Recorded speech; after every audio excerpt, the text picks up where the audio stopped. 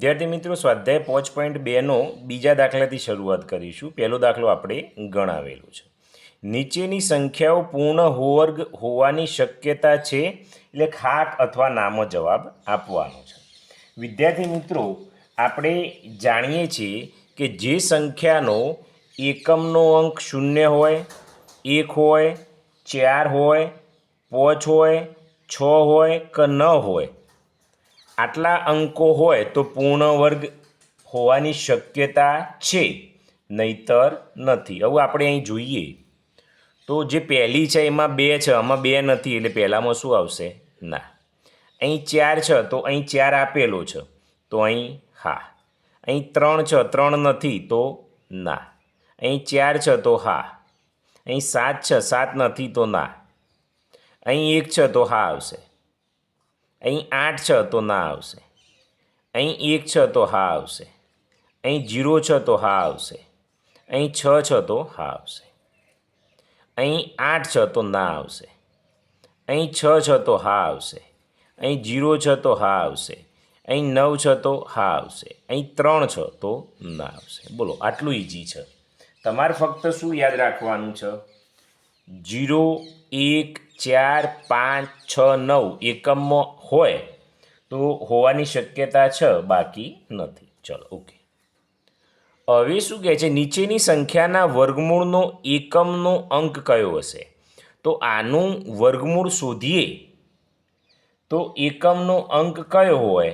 1 કહેવાનું છે દરેકનું. તો આના માટે આપણે પહેલાં આપણને ખ્યાલ હોવો જોઈએ કે 6 છે તો કયા સંખ્યાનો વર્ગ કરીએ તો 6 આવે? ચલો જોઈએ. પહેલાં આપણે 0, 1, 2, 3, 4, 5, 6, 7, 8 અને 9 અંક હોય. આના સિવાયનો કોઈ બારનો અંક હોય. તો 0નો વર્ગ કરીએ તો વિદ્યાર્થી મિત્રો, ગેમ રમવા માટે આ વિડીયોના ડિસ્ક્રિપ્શનમાં લિંક આપેલી છે ત્યાં અથવા ગૂગલ ક્રોમમાં www.mehulforpatel.com લખી તમે સર્ચ કરશો અને આ રીતે બ્લોક ખુલશે. તો તમે જુઓ તો ઉપરના મેનુમાં તમારે જે ગેમ રમવી હોય, જે વિષયની ધોરણ 6 થી 8ની અને એનએમએસની ગેમ આપેલી છે, એના ઉપર ક્લિક કરવાનું છે. આપણે સમજો કે ધોરણ 8 ગણિત ઉપર ક્લિક કરીશું તો વિદ્યાર્થી મિત્રો આગળનું પેજ ખુલશે. તમે જોઈ રહ્યા છો કે આગળનું પેજ આ રીતે ખુલશે. ધોરણ 8 ગણિતની તમામ પ્રકારની ગેમ ખુલશે. તમે નીચે સ્ક્રોલ ડાઉન કરશો, છે અહીં તમારું નામ આપી નીચે સ્ટાર્ટ બટન ઉપર ક્લિક કરશો એટલે ગેમ આગળ ખુલશે. અહીં સ્ટાર્ટ બટન પર ક્લિક કરવાનું છે એટલે પ્રશ્ન ખુલ્યો છે. x ની કઈ કિંમત માટે 3x - 4 અને 2x + 1 સરખા થાય? ચારમાંથી જે ઓપ્શન તમને યોગ્ય લાગે એના પર ક્લિક કરવાનું છે. એ તો ખોટો પડે છે તો નેક્સ્ટ તમને બતાવશે. આ રીતે 10 પ્રશ્નો વિદ્યાર્થી મિત્રો ખુલશે. 10 પ્રશ્નો ગેમ તમારે રમવાની છે. ગેમ રમ્યા પછી તમારે 10માંથી કેટલા માર્ક્સ આવ્યા એ બતાવશે. સાચા પ્રશ્નો કેટલા છે એ પણ બતાવશે. અને પણ 5 ચાલ્યા પછી તમને કેટલું આવ્યું એ નોલેજ ચેક કરવું હોય તો આ ગેમનો ઉપયોગ કરી તમે વધુ માહિતી મેળવી શકો. 0, 1નો વર્ગ 1, 2નો વર્ગ 4, 3નો વર્ગ 9, 4નો વર્ગ 16, 5નો વર્ગ 25, 6નો વર્ગ 36, 7નો વર્ગ 49, 8નો વર્ગ 64, 9નો વર્ગ 81. બસ આટલું તમને આવવું જોઈએ. હવે શું કહે છે ધ્યાનથી જુઓ તમે. નીચેની સંખ્યાના વર્ગમૂળનો એકમનો અંક કયો હશે? એવું 6 છે, તમે જુઓ તો આનું વર્ગમૂળ એટલે શું કહે છે? આમાંથી આમાં જવાનું છે. તો 6 6 કયો છે? તો વિદ્યાર્થી મિત્રો 6 વાળો એક 4, જો 6 આવેલો છે એ 4 છે અને બીજો 6 છે, 6 એટલે 6 છે. તો 4 અને 6 જવાબ આવે. તો અહીં વિદ્યાર્થી મિત્રો લખીએ પહેલાંમાં 4 અથવા 6. કારણ કે 4નો વર્ગ કરીએ તો 16 આવે એટલે છગડો થયો. 6નો વર્ગ 36 કરીએ એટલે પણ 6 આવે. ચલો 225. તો વિદ્યાર્થી મિત્રો અહીં પાંચડો હોય એવું કંઈ છે? તો તમે જુઓ આ પાંચડો છે તો કયું આવે? 5. તો બીજામાં કેટલો આવ્યો? 5 આવ્યો. ત્રીજામાં નવડો છે તો નવડો છે એવું ખરું? તો નવડામાં એક તગડો આવે, જો નવડો તગડો, અને બીજો નવડામાં સાતડો આવે. તો 3 અથવા 7 આવે. એકદમ ઇઝી છે. 3 અથવા 7. ચલો ચોથો છે 361. એકડો ક્યાંય છે?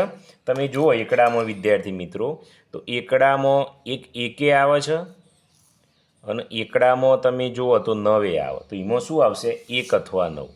તો અહીં આવશે 1 અથવા 9. ચલો 484માં ચોગડો છે. ચોગડામાં કંઈ છે? તો વિદ્યાર્થી મિત્રો ચોગડામાં તમે જુઓ તો આ ચોગડો એટલે બગડોય આવે અને આ ચોગડો એટલે આઠડોય આવે. તો 2 અથવા 8 આવે.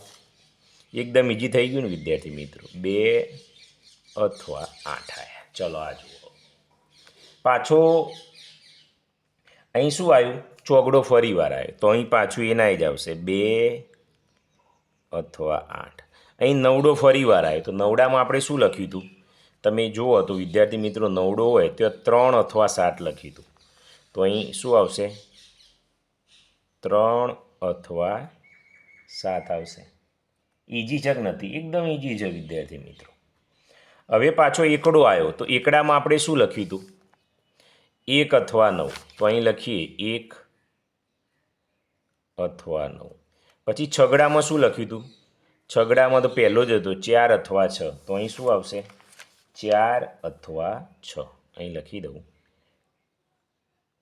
4 અથવા 6. હવે 0 તો 0માં કયો આવે છે? તમે જુઓ તો 0માં 0 જ આવે છે. તો આમાં શું આવશે? આમાં તો સ્પેસિફાય થઈ ગયું, આ 0 છે. ઓકે. હવે વિદ્યાર્થી મિત્રો ચોથો દાખલો.